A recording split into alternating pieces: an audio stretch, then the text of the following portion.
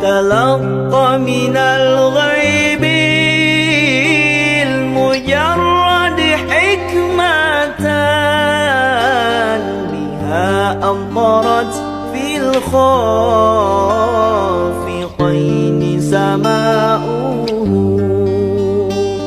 بها أمطرت في الخافقين سماؤه.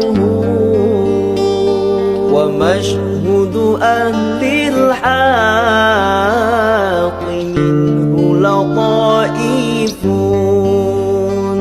تخبر أن المجد وشأوه